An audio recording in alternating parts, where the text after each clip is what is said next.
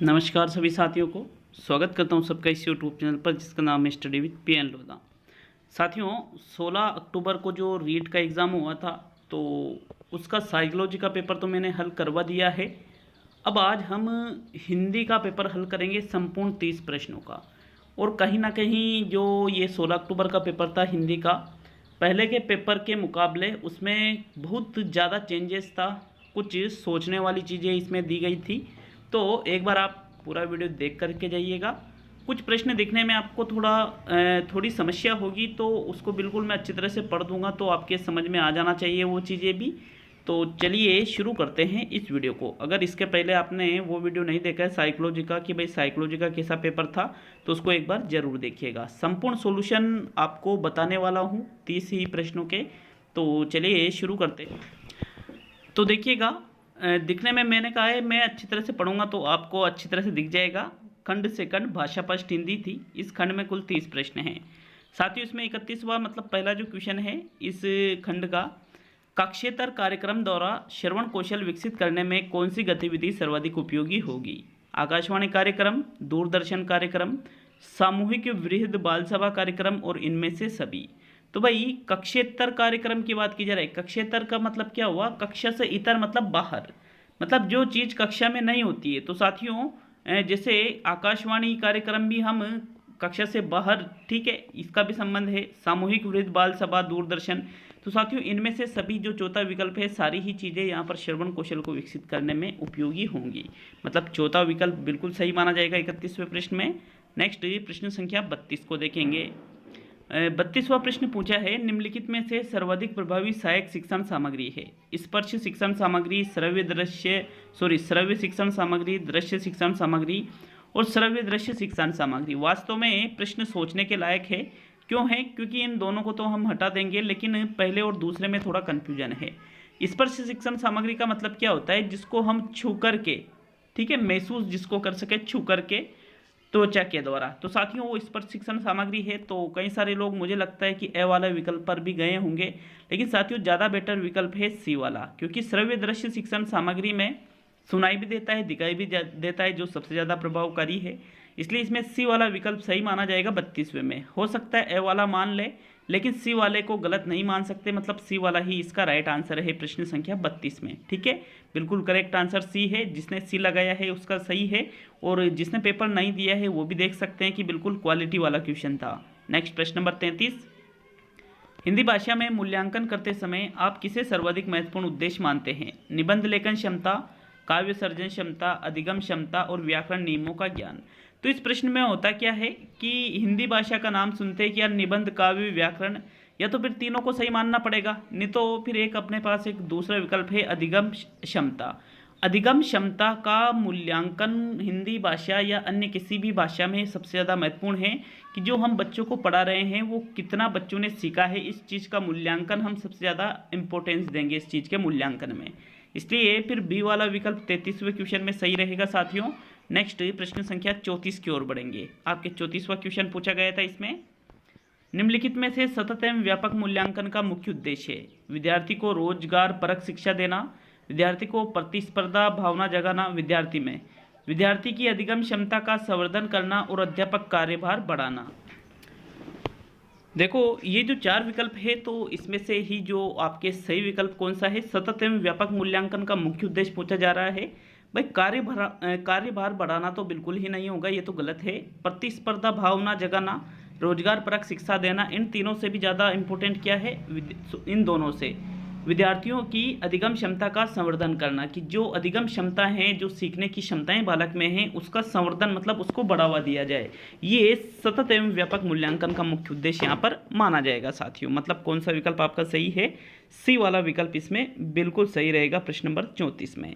Next आगे बढ़ेंगे प्रश्न नंबर 35 की ओर। तो 35वां प्रश्न, निम्नलिखित में से किसे उपचारात्मक शिक्षण की आवश्यकता है? दिव्यांग विद्यार्थी को, सृजनशील विद्यार्थी को, कक्षा स्तर अनुरूप प्रगति नहीं करने वाले विद्यार्थी को, और अध्यापक की योग्यता अभिवृद्धि के लिए।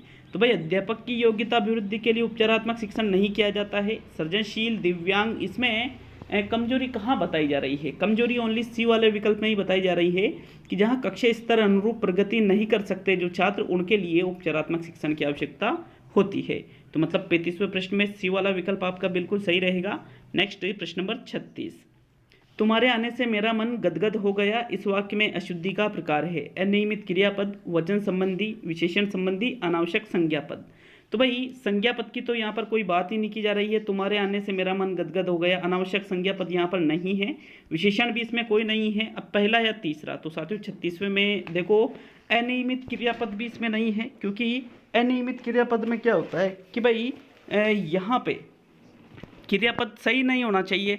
तो तुम्हारे आने से मेरा मन गदगद हो गया, इसमें अनियमितता नहीं दिखाई दे रही। शायद इस क्वेश्चन में बोनस भी दिया जा सकता है, तो हो सकता है इसमें वचन संबंधी अशुद्धि मान ली जाए, बट इसमें बोनस देने के बहुत ज़्यादा चांसेज है। तो चलिए नेक्स्ट प्रश्न नंबर 37 पे आते हैं। 37वां प्रश्न, प्रश्न नंबर 37 है, समुचित समय लेकर किया जाने वाला कार्य अच्छा होता है, इस आशय की उपयुक्त लोकोक्ति है। भेड़ की लात घुटनों तक, खरी मजूरी चौका खाम, अपना हाथ जगन्नाथ और सहज पके सो मिटा होई। तो देखो उपयुक्त लोकोक्ति पूछी है, समुचित समय लेकर मतलब अच्छा खासा समय लेकर, जितनी जरूरी है उतना किया जाने वाला अच्छा कार्य है। तो इसका मतलब होता है सहज पके सो मीठा हुई, मतलब जो अपने आप पकता है वो फल अधिक मीठा लगता है। ठीक है, जो जैसे मान लीजिए जो पेड़ है, पेड़ पर ही फल अपने आप पक रहा है प्राकृतिक रूप से, तो वो ज़्यादा मीठा लगेगा बजाय मार्केट में जो फल दवाइयों से पकाकर लाए जाते हैं। तो इसका सीधा सा मतलब ये है, सहज पके सो मीठा हुई, समुचित समय लेकर किया जाने वाला कार्य कैसा होता है, अच्छा होता है। तो सी वाला विकल्प 37वें में सही है। नेक्स्ट प्रश्न नंबर 38, आंखों से गिरना मुहावरे का अर्थ है उपेक्षा करना, चुपचाप दुख सहन करना, किसी का विश्वास खो देना और बुरा लगना। तो साथियों आंखों से गिरना का मतलब चुपचाप दुख सहन करना नहीं होता है, ना ही बुरा लगना, बल्कि किसी का विश्वास खो देना। जैसे मान लीजिए अपन ये कहते हैं कि आज उससे तू मेरी नज़रों से गिर गया, मतलब आंखों से गिरना। तो एक तरह से जब कोई हमारा विश्वास तोड़ देता है तो उसके लिए इस मुहावरे का प्रयोग किया जाता है। मतलब बी वाला विकल्प आपके यहाँ पर बिल्कुल सही है प्रश्न नंबर 38 में। ठीक है, नेक्स्ट प्रश्न नंबर 39। अच्छा, एक और चीज़ है, अगर आप में से कोई सेकंड ग्रेड, फर्स्ट ग्रेड या सी टेट या फिर यूपी टेट, एमपी टेट किसी भी शिक्षक भर्ती की तैयारी कर रहे हो, तो शिक्षा मनोविज्ञान की मैंने शुरू से क्लासेस शुरू की है, तो आप उस सीरीज को जरूर ज्वाइन कीजिएगा। पूरे डिटेल से शिक्षा मनोविज्ञान को पढ़ाया जा रहा है। तो देखो 39वां क्वेश्चन, हे प्रभु, यहाँ पर विस्मय सूचक चिन्ह है। अब यह जीवन नौका तुम्ही से पार लगेगी, रेखांकित अंश में यह विराम चिन्ह प्रयुक्त हुआ है। अपूर्ण विराम चिन्ह, विस्मय आदि बोधक चिन्ह और हंसपद चिन्ह। तो देखो ये साफ नहीं दिख रहा होगा, लेकिन मैंने पढ़ा है। तो हे प्रभु, यहाँ पर विस्मय सूचक चिन्ह है ये, तो बिल्कुल विस्मय आदि बोधक चिन्ह का ही ये उदाहरण है। यहाँ पर दूसरा विकल्प आपके 39वें क्वेश्चन में सही है साथियों। नेक्स्ट प्रश्न नंबर 40 देखिएगा, पढ़ रहा हूँ प्रश्न को अच्छी तरह से। पूत सिखाए पालने, मरण बड़ाई माई। इस पंक्ति में कवि ने नारी के किस रूप की अभिव्यक्ति की है? श्रृंगार, हास्य, रौद्र और वीर। तो देखो पूत सिखाए पालने, मरण बड़ाई माई।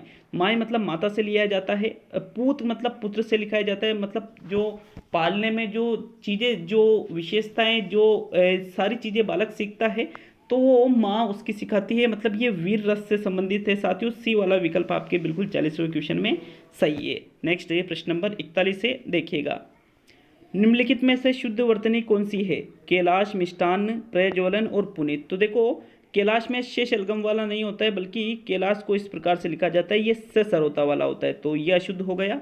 फिर मिष्टान्न की बात करें तो मिष्टान्न ऐसा नहीं होता है, मिष्टान्न इस प्रकार से मिष्टान्न लिखा जाता है, ये भी अशुद्ध हो गया। प्रज्वलन की बात करें तो भाई प्रज्वलित होता है, प्रज्वलन होता है, इस प्रकार से ये लिखा जाना चाहिए, प्रज्वलन, डबल जे नहीं आता इसमें, ये भी गलत हो गया। अब पुनीत शब्द यहाँ पर है, देखो ये पुनीत बिल्कुल पुनीत इस प्रकार से लिख रखा है, मतलब ये बिल्कुल शुद्ध है। तो 41वें में डी वाला विकल्प आपके सही रहेगा। नेक्स्ट आगे बढ़ेंगे प्रश्न नंबर 42 पर। तो आपके 42वां प्रश्न, कुसुम का सही पर्यायवाची कौन सा है? परसुन, इंदु, कोंडक और भेग। तो भाई कुसुम का मतलब लिया जाता है फूल से, किससे? फूल से लिया जाता है। अब फूल का पर्यायवाची यहाँ पर परसुन है, मतलब ए वाला विकल्प आपके 42वें क्वेश्चन में सही है साथियों। नेक्स्ट आगे बढ़ेंगे प्रश्न नंबर 43 की ओर। तो 43वां क्वेश्चन क्या पूछा गया था? सुख दुख शब्द में कौन सा समास है? सुख दुख। तो साथियों सुख दुख में बहुब्रीहि नहीं है, नहीं अविभाव है, नहीं क्रमधारय है, बल्कि द्वंद्व समास से योजक चिन्ह जुड़ा हुआ है। नॉर्मल सा क्वेश्चन था, लगभग यूँ मान लीजिए सभी ने पढ़ भी रखा था इस क्वेश्चन को। तो यहाँ पर द्वंद्व समास बी वाला विकल्प बिल्कुल सही है प्रश्न नंबर 43 में। नेक्स्ट प्रश्न नंबर 44, निम्नलिखित में से तद्भव शब्द कौन सा है? पुनीत, युवक, श्लाघा और मारक। तो भाई तद्भव शब्द की बात की जा रही है तो पुनीत, युवक, श्लाघा तीनों ही तत्सम हैं, बल्कि जो मारक शब्द है ये एक तद्भव है, क्योंकि मार्ग का तत्सम होता है मार्ग। मार्ग एक तत्सम है, मार्ग से मारक शब्द बनता है, मतलब मारक शब्द यहाँ पर क्या है? तद्भव है। और तद्भव शब्द ही पूछा गया था आपसे, मतलब डी वाला विकल्प यहाँ पर बिल्कुल सही है, मार्ग वाला। 44वें क्वेश्चन में नेक्स्ट प्रश्न नंबर 45। निम्नलिखित में से किस वाक्य में अविभाव सामसिक पद है? प्रियंका पत्र लिखती है, वृक्ष पर पक्षी बैठा है, नारी ने समय समय पर ज्योति प्रज्वलित की है और सीमा गाना गाती है। तो भाई यहाँ पर गाना गाती है, इसमें कोई अविभाव समास नहीं है। प्रियंका पत्र लिखती है नहीं है, वृक्ष पर पक्षी बैठा है नहीं है, बल्कि सी वाला विकल्प है, नारी ने समय समय पर ज्योति प्रज्वलित की। तो समय समय पर मतलब शब्दों की पुनरावृत्ति हो रही है, और जहाँ पर शब्दों की पुनरावृत्ति होती है वहाँ पर कौन सा समास होता है? अविभाव समास होता है। तो 45वें में सी वाला विकल्प आपके बिल्कुल सही रहेगा इस प्रकार से। नेक्स्ट प्रश्न संख्या 46 की ओर बढ़ते हैं। तो 46वां क्वेश्चन देखो साफ नहीं दिखेगा लेकिन मैं पढ़ दूंगा। तो 46वां क्वेश्चन है, निम्नलिखित में से क्या नाटक का तत्व नहीं है? क्या पूछा है? नाटक का तत्व नहीं है, इस प्रकार से प्रश्न है, नाटक का तत्व नहीं है। विकल्प है कथोपकथन, कथावस्तु, पात्र अथवा चरित्र चित्रण और सस्वरवाचन। तो दिख नहीं रहा होगा लेकिन बोल दिया कथोपकथन, कथावस्तु, पात्र अथवा चरित्र चित्रण और सस्वरवाचन। तो भाई नाटक के तत्वों में कथोपकथन भी होता है, पात्र अथवा चरित्र चित्रण भी होता है, कथावस्तु भी होती है, लेकिन सस्वरवाचन नहीं होता है। तो जो यहाँ पर चौथा विकल्प है साथियों, सस्वरवाचन, सस्वरवाचन यहाँ पर नाटक के तत्वों में नहीं आएगा। डी वाला विकल्प आपके इस 46 में सही है। नेक्स्ट ये प्रश्न नंबर 47 है, देखिएगा प्रश्न नंबर 47 को। देखो 4-5 प्रश्नों में देखने से संबंधित कुछ समस्या रहेगी, मैंने पहले बोल दिया था। निम्नलिखित में से किस योजना के पश्चात प्रत्येक इकाई को शिक्षण योजना का निर्माण किया जाना चाहिए? प्रशिक्षण योजना, उपविभाग योजना, अर्धवार्षिक योजना, वार्षिक योजना। तो भाई किस योजना के पश्चात प्रत्येक इकाई को, तो मतलब इकाई से पहले की बात, तो इकाई से पहले एक ही योजना बनती है, वो है वार्षिक योजना। तो वार्षिक योजना के आधार पे भाई वर्ष भर हमें क्या करना है? इकाई योजना बनाई जाती है, और इकाई योजना के आधार पर दैनिक पाठ योजना का निर्माण किया जाता है। तो मतलब 47 में आपके सी वाला विकल्प सही रहेगा साथियों। नेक्स्ट आगे बढ़ेंगे प्रश्न नंबर 48 पर। 48वां क्वेश्चन है, भाषा प्रयोगशाला में वृहद शब्दकोश का निर्धारित स्थान यह है। प्रत्येक विद्यार्थी के पास होता है, प्रत्येक मेज पर, टेबल है ना, मेज पर होता है। भाषा प्रयोगशाला भंडार कक्ष और कोई निर्धारित स्थान नहीं। तो कोई निर्धारित स्थान नहीं, इसको तो हम हटा देते हैं। भाई वृहद शब्दकोश, वृहद शब्दकोश मतलब डिक्शनरी की बात की जा रही है शायद यहाँ पर। तो ये भाषा प्रयोगशाला का जो भंडार कक्ष है उसमें उपस्थित होता है, उसमें पाया जाता है।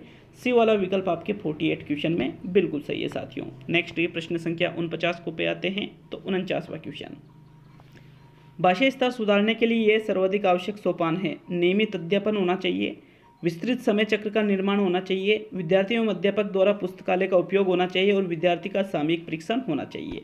देखिएगा भाषा स्तर सुधारना है आपको, तो समय चक्र निर्माण करने से ही काम नहीं चलेगा। सामयिक परीक्षण हो सकता है, नियमित अध्यापन हो सकता है, बट इन दोनों से भी जो बेटर विकल्प है वो है सी वाला विकल्प, विद्यार्थी एवं अध्यापक द्वारा पुस्तकालय का उपयोग। तो अगर विद्यार्थी और अध्यापक पुस्तकालय का उपयोग करते हैं तो बिल्कुल पुस्तकालय का उपयोग करने से उनमें भाषा स्तर दोनों का सुधरेगा, छात्र का भी सुधरेगा और अध्यापक का भी सुधरेगा। इसलिए सी वाला विकल्प सबसे बेटर विकल्प है प्रश्न संख्या 49 में। क्लियर है यहाँ तक सभी के? नेक्स्ट प्रश्न नंबर 50, निम्नलिखित में से शैक्षणिक निदान की विधि नहीं है। निरीक्षण विधि, उपचारात्मक विधि, संचित अभिलेख और शारीरिक परीक्षण। यहाँ पर दूसरे विकल्प में संचित अभिलेख लिखा हुआ है और चौथे विकल्प में शारीरिक परीक्षण लिखा हुआ है। तो भाई शैक्षणिक निदान की विधियों में निरीक्षण विधि का भी हम उपयोग कर लेते हैं, संचित अभिलेख का भी उपयोग कर लेते हैं। अब दिमाग यहाँ पर थोड़ा सा ये मिस आउट होता है कि भाई यार उपचारात्मक आएगा या शारीरिक परीक्षण। तो भाई शारीरिक परीक्षण तो कहीं से कहीं तक शैक्षणिक निदान से संबंधित है ही नहीं। हालांकि निदान के पश्चात उपचार किया जाता है, लेकिन साथियों विकल्पों को देखते हुए फिर हम यहाँ इस पे नहीं मानेंगे, इसको सही करेंगे डी वाले विकल्प को, क्योंकि शारीरिक परीक्षण का संबंध शैक्षणिक निदान से नहीं होता है। इसलिए डी वाला विकल्प शारीरिक परीक्षण वाला बिल्कुल 50वें प्रश्न में सही रहेगा। नेक्स्ट प्रश्न नंबर 51 पे आते हैं। 51वां प्रश्न, निम्नलिखित में से किस शिक्षण विधि द्वारा विद्यार्थियों की मौखिक अभिव्यक्ति सशक्त होती है? कहानी लेखन, चित्र निर्माण, प्रश्नोत्तर विधि, निगमन विधि। तो भाई वह शिक्षण विधि जिसमें शिक्षार्थियों की मौखिक अभिव्यक्ति सशक्त होती है। मौखिक अभिव्यक्ति एक कहानी लेखन लिख रहे हैं इसमें, तो इससे नहीं होगी। निगमन विधि का भी कहीं से कहीं तक इसका संबंध नहीं है। चित्र निर्माण में भी लेखन क्रिया होती है, मतलब प्रश्नोत्तर विधि जिसमें प्रश्न पूछे जाते हैं, अध्यापक द्वारा प्रश्न पूछा जा रहा है, छात्र उसका उत्तर दे रहे हैं, तो उत्तर दे रहे बोल के देते हैं, प्रश्नोत्तर है। तो साथियों इसलिए प्रश्नोत्तर विधि इसका सही आंसर रहेगा प्रश्न नंबर 51 में। नेक्स्ट आते हैं प्रश्न नंबर 52 पर। तो 52वां प्रश्न है, निम्नलिखित में से प्राथमिक शिक्षा स्तर पर भाषा शिक्षण का मुख्य उद्देश्य है विद्यार्थियों को पूर्ण मनोयोग से सुनना, पढ़ना और लिखना, पाठ के अंत में सारांश को याद करना, कठिन शब्दों के अर्थ याद करना, सुनी हुई बात को धारा प्रवाह कहना। अब यहाँ पर होता क्या है, पाठ के अंत में सारांश को याद करना गलत है, रटने वाली बात है ये। कठिन शब्दों के अर्थ को याद करना, अर्थ याद करना भी बिल्कुल रटने वाली चीज़ है, तो दूसरा तीसरा विकल्प तो गलत है। लेकिन ए और डी विकल्प यहाँ थोड़ा उलझाता है हमें, क्योंकि सुनी हुई बात को धारा प्रवाह कहना, साथियों धारा प्रवाह कहने से ही नहीं, मतलब यूँ है कि जैसे को तैसा, तो साथियों जैसे को तैसा क्या, जैसा का वैसा है ना, जैसा का वैसा नहीं होना चाहिए, क्योंकि सुनना, बोलना, पढ़ना, लिखना प्राथमिक स्तर पर ये चीज़ें हो जाती है। इसलिए ए वाला विकल्प जो है वो बिल्कुल सही माना जाएगा प्रश्न नंबर 52 में। देखो किसी प्रश्न पे डाउट हो तो आप बिल्कुल कमेंट कर सकते हो कि नहीं सर आप जो ये बता रहे हो हमें इसका ही आंसर लग रहा है। बाकी कोशिश ये है कि भाई जो चीज़ें हैं वो आपके सामने, इससे ज्ञान ही आपका बढ़ेगा। चाहे आप कोई भी शिक्षक भर्ती दो, ऐसे क्वेश्चन आपसे पूछे जाते हैं हर बार साथियों। तो नेक्स्ट प्रश्न नंबर 53, भाषा का प्राथमिक रूप कौन सा है, मौखिक, लिखित, व्याकरणिक, व्यावहारिक। तो भाई भाषा का प्राथमिक रूप लिखित होता नहीं है, क्योंकि बालक सबसे पहले लिखने थोड़ी लग जाएगा, बल्कि मौखिक रूप से व्यक्त करता है, इसलिए भाषा का प्राथमिक रूप मौखिक होता है। तो ए वाला विकल्प आपका 53 में बिल्कुल सही है। नेक्स्ट प्रश्न नंबर 54 पे आते हैं। 54वां क्वेश्चन, निम्नलिखित में से किससे मौखिक भाषा प्रयोग का कौशल विकसित किया जा सकता है, व्याकरण अधिगम से, भाषा की पुस्तक का पठन करने से, शुद्ध उच्चारण से और साहित्य पढ़ने से। तो भाई आपको क्या करना है, किससे मौखिक भाषा प्रयोग कौशल विकसित कर रहे हो, तो सिर्फ साहित्य पढ़ रहे हो तो पढ़ना, बोलकर पढ़ रहे हो ऐसा तो नहीं लिखा हुआ है। व्याकरण अधिगम भी आप इससे भी नहीं, भाषा की पुस्तक का पठन तो पढ़ रहे हो, उसमें मौखिक होना चाहिए साथियों, क्योंकि मौखिक भाषा की बात की जा रही है, इसलिए यहाँ शुद्ध उच्चारण हम बोलकर ही करेंगे, इसलिए मौखिक भाषा प्रयोग सबसे बेस्ट इसमें विकसित होगा। तो सी वाला विकल्प आपके 54वें क्वेश्चन में बिल्कुल सही है। नेक्स्ट प्रश्न नंबर 55 पे आते हैं। सुलेख के लिए यह सर्वश्रेष्ठ विधि है, प्रतिलेख, अनुलेख, श्रुतलेख और इनमें से सभी।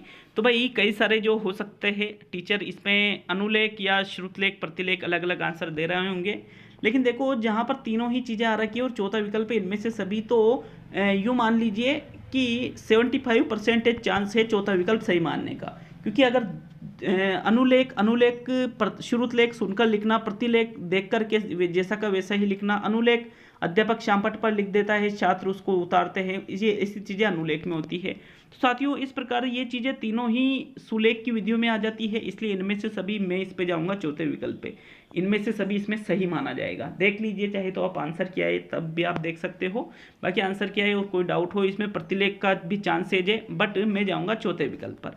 नेक्स्ट प्रश्न नंबर 56 पे आते हैं। तो 56वां प्रश्न है, जिजीविषय शब्द का सही अर्थ है भोजन करने की इच्छा, जिंदा रहने की इच्छा, ग्रहण करने की इच्छा, जीतने की इच्छा। तो भाई जिजीविषय का मतलब जीतने की इच्छा नहीं होता है, ग्रहण करने की इच्छा भी नहीं, भोजन करने की इच्छा भी नहीं, बल्कि जीवित रहने की इच्छा जो है वही जिजीविषय कहलाती है।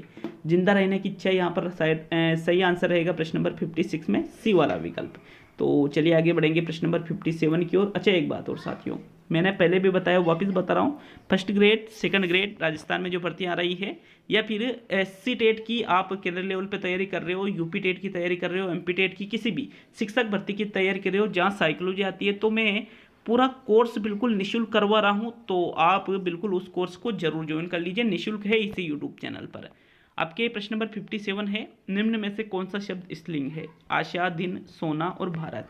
तो भारत अच्छा होता है, सोना अच्छा है, दिन अच्छा है, लेकिन आशा अच्छी होती है, मतलब आशा शब्द यहाँ पर क्या है, स्त्रीलिंग शब्द है। तो ए वाला विकल्प आपके 57 में सही है।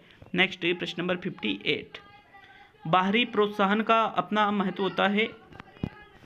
तो साथियों प्रश्न नंबर 58 है, बाहरी प्रोत्साहन का अपना महत्व होता है, इस वाक्य में यह काल प्रयुक्त हुआ है, सामान्य वर्तमान, आसन्न भूतकाल, संभाव्य भविष्यकाल, संदिग्ध वर्तमान। तो संदेह तो हमें कहीं से कहीं तक हो नहीं रहा है, तो ये गलत है।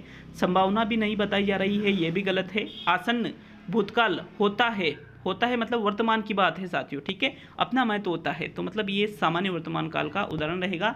ए वाला विकल्प इसमें बिल्कुल सही है, सामान्य वर्तमान काल 58 में। नेक्स्ट सेकंड लास्ट 59वां क्वेश्चन है, निम्न में से देशज शब्द है सावन, खत्री, पगड़ी और खेत। तो क्षेत्र का होता है खेत, श्रावण का होता है सावन और खत्री ये भी तत्सम है, मतलब पगड़ी जो शब्द है ये यहाँ पर बिल्कुल एक देशज शब्द का उदाहरण है। बी वाला विकल्प आपके 59 में सही है।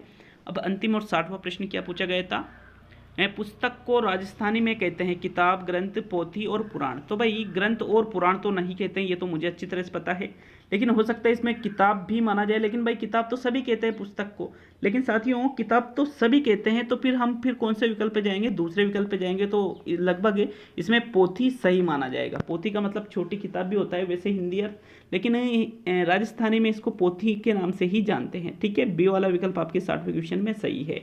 तो किसी भी प्रश्न पे डाउट हो तो नीचे कमेंट में जरूर बताएं, और ये भी बताएं कि भाई पहले के मुकाबले ये पेपर कितना आपको सरल लगा, या फिर सेम ही है कि पहले जैसा ही है, या फिर पहले से भी कठिन लगा, तो हमें जरूर बता करके जाइए। ठीक है, मिलते हैं अब अगले वीडियो में। सभी दोस्तों का बहुत बहुत धन्यवाद। और कल सुबह आपके साइकोलॉजी की क्लास आ जाएगी, टेस्ट सीरीज भी साइकोलॉजी की शुरू करने वाला हूँ साथियों। ठीक है, तो मिलते हैं अगले वीडियो में।